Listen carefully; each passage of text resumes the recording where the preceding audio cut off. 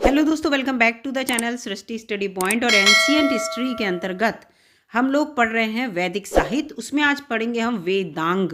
ठीक है। और वेदांग को पढ़ने से पहले मैं आपको बता दूं कि वेदांत किसे कहते हैं। वेदांत कहते हैं उपनिषद को। हम उनको एक बार फिर से देख लेते हैं। वैसे पिछली वीडियो में हम वेदांत पढ़ चुके हैं।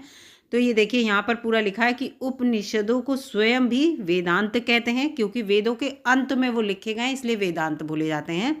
और जो वेदांग हैं वो वेदों के अंग हैं।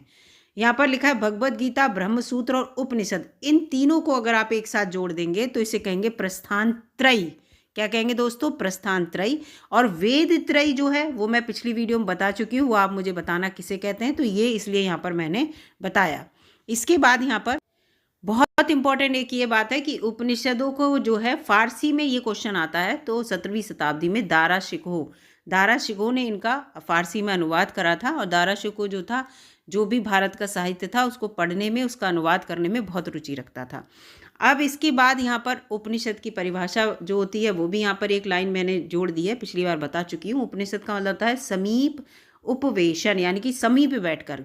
गुरु के समीप शिष्य जब बैठता था तब वो उपनिषद जो भी लिखे गए उन वेदों के बारे में कि ईश्वर क्या है, आत्मा परमात्मा क्या है, इन सब को उपनिषद कहा गया। अब आ जाते हैं सीधे वेदांग पर। वीडियो को पूरा देखिएगा, वीडियो बहुत इंपॉर्टेंट है उन सभी के लिए जो वेद के बारे में जानना चाहते हैं, और एग्ज़ाम के पर्पज़ से तो बहुत ही इंपॉर्टेंट है। तो यहाँ पर ये देखिए, वेदांग जो है हिंदू धर्म ग्रंथ है। वेदार्थ, अगर आप वेदों का अर्थ जानना चाहते हैं तो वेदार्थ ज्ञान में सहायक शास्त्र को ही वेदांग कहते हैं।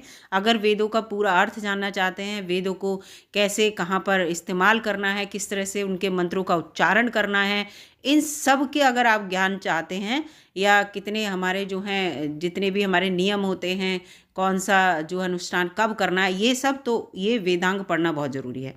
वेदांग शब्द से अभिप्राय है जिसके द्वारा किसी वस्तु के स्वरूप को समझने में सहायता मिले, तो आप समझ जाइए उसका मतलब है वेदांग। और ये वेदांग जो है वो 6 वेदांग है, याद रखिएगा 6 वेदांग है, जिसमें एक शिक्षा है, दूसरा कल्प है, तीसरा व्याकरण है, चौथा ज्योतिष है, पांचवा नेत्र है, और छठा जो है वो निरुक्त है। ठीक है। इनका जो है इस तरह से, शिक्षा को नाक कहा गया है, ठीक है, वेदों की नाक। कल्प को जो है वो हाथ के रूप में कहा गया, ये क्वेश्चन आता है। व्याकरण को मुख के रूप में, ज्योतिष को जो है वो नेत्र के रूप में, छंद को पाद के रूप में, पैर, दोनों पैर, और निरुक्त को कान के रूप में बताया गया है। तो ये पूरा यहाँ पर हमारे पूरी बॉडी के जो पार्ट हैं उनको लेकर ये पूरे 6 वेदांग दिए रखे हैं कि किससे हम किस चीज़ की अनुभूति करते हैं, उससे यहाँ पर जोड़ा गया है। तो ये देखिए, सबसे पहले शिक्षा ले लिया, 6 वेदांग मैंने बताया उसमें शिक्षा है। तो इसमें क्या है, जो ये शिक्षा में मिलती है कि वेद का हम उच्चारण कैसे करेंगे। मान लीजिए हमें कहाँ पर अंग की बात कहाँ नासिका से बोलना है, कहाँ पर जो मैंने आपको बताया था KTM 2 बताया था, कंठस्थ करना है, तालब कहाँ पर है, मूर्धन, फिर दंतस्थ, ओष्ठ, कौन सा अक्षर हमें किस तरह से बोलना है, कौन सा अक्षर हमारे मुख से किस तरह से बोला जाएगा। तो इसलिए यहाँ पर ये बात कही गई है। और इसीलिए देखिए पूरा वो सुगंध वाली बात आप समझ लीजिए, इसीलिए शिक्षा को नाक का भी रूप दिया गया है। तो इसमें वेद मंत्रों के उच्चारण करने की विधि बताई गई है। स्वर और वर्ण आ गया, देखिए आदि के उच्चारण प्रकार की जहाँ शिक्षा दी जाती है उसे शिक्षा कहा गया इन्होंने वेदांग में। जहाँ पर हमें स्वर और वर्ण को किस तरह से उच्चारित करना है, अगर जहाँ हमें शिक्षा मिल रही है उसको वेदांग का अंग है वो शिक्षा। इसका मुख्य उद्देश्य है वेद मंत्रों के अविकल यथास्थिति विशुद्ध उच्चारण किए जाने से, यानी कि जो वेद मंत्र हैं हम उसको बहुत अच्छे से उच्चारित कर पाएँ, कहीं पर गलती ना करें। शिक्षा का उद्गम और विकास वैदिक मंत्रों के शुद्ध उच्चारण और उसके द्वारा उसकी रक्षा के उद्देश्य से हुआ था। शिक्षा इसीलिए मिली गई थी, इसीलिए ये कहा गया था आपको क कैसे पढ़ना है बेटा, ख कैसे पढ़ना है। तो ये इसीलिए सिखाया गया था जिससे कि आप वेदों को जो है सही से उच्चारित कर पाएँ, है ना। इसीलिए ये शब्द ज्ञान, वर्ण ज्ञान ये दिया गया, इसी को शिक्षा कहा गया। अब आते हैं कल्प पर। कल्प इसका वेदांग का दूसरा पार्ट है। ये वेदों के किस मंत्र का प्रयोग किस कर्म में करना है ना।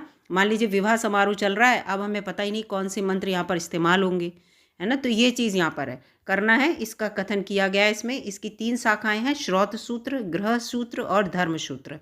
कल्प वेद प्रतिपादित कर्मों का भली भांति विचार प्रस्तुत करने वाला जो है, कर्मों का जो है प्रतिपादित जितने भी कर्म हैं उन पे विचार अपने प्रस्तुत करने के लिए शास्त्र है। इसमें यज्ञ से संबंधित नियम बताए गए, वो तो है ही।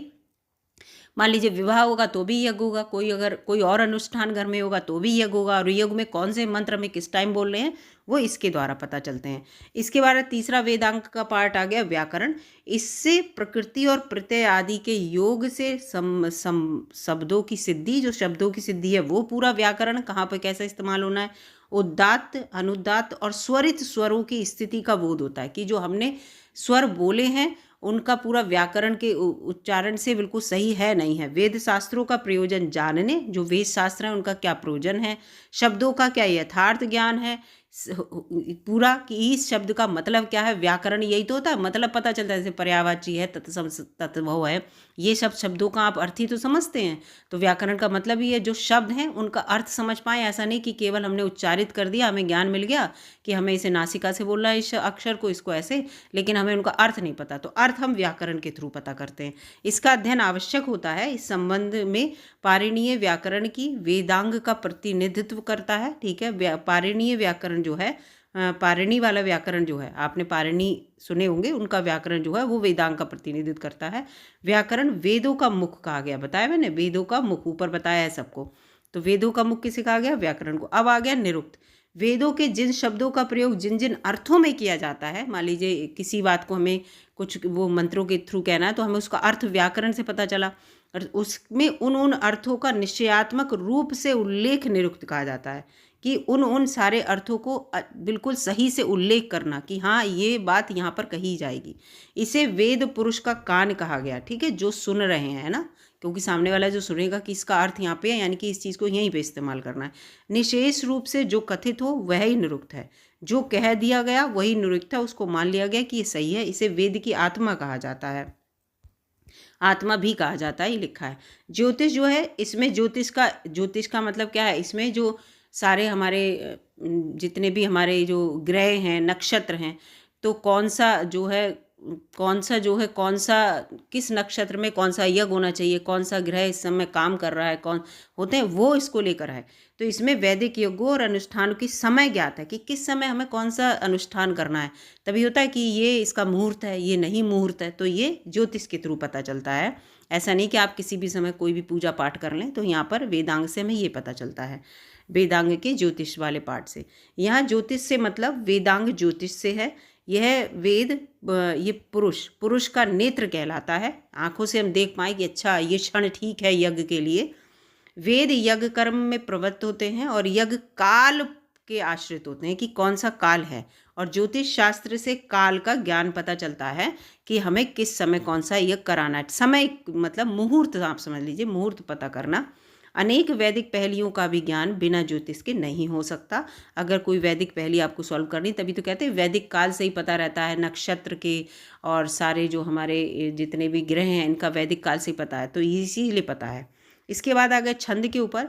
तो वेदों में प्रयुक्त जो गायत्री हैं, उष्णित हैं, छंदों की रचना का ज्ञान छंद शास्त्र से होता है कि ये जो जितने भी छंद हैं इनकी रचना का ज्ञान, की क्यों रचना की गई, कैसे रचना हुई, इसे वेद पुरुष का पैर कहा जाता है। ये छंद वेदों के आवरण होते हैं। ठीक है, छंद जो होते हैं पूरा वेदों को आवृत कर देते हैं और पूरा वेदों को ढक लेते हैं, या वेदों का महत्व बढ़ा देते हैं, आप ये कह सकते हैं। छंद नियताक्षर वाले होते हैं, उनके नियत अक्षर होते हैं। आपको पता है जब भी छंद, दोहा, सोरठा और चौपाई कोई भी चीज़ लिखी जाती है तो उसके वो ऐसे करके नहीं लगाते थे, ऐसे हम लोग लगाते हैं, पूरी मात्राएं लगाते हैं कि इस मात्रा के जो होगा 11 11 14 11 13 11 13 मात्रा, या 13 11 13 11 मात्राओं का जो होगा वो छंद है, वो दोहा है, सोरठा है। जो सारे जिन बच्चों ने छंद पढ़ रखे होंगे उन्हें सारे नियम पता होंगे, तो पूरी नियत मात्रा वाले होंगे, नियत अक्षर वाले होंगे।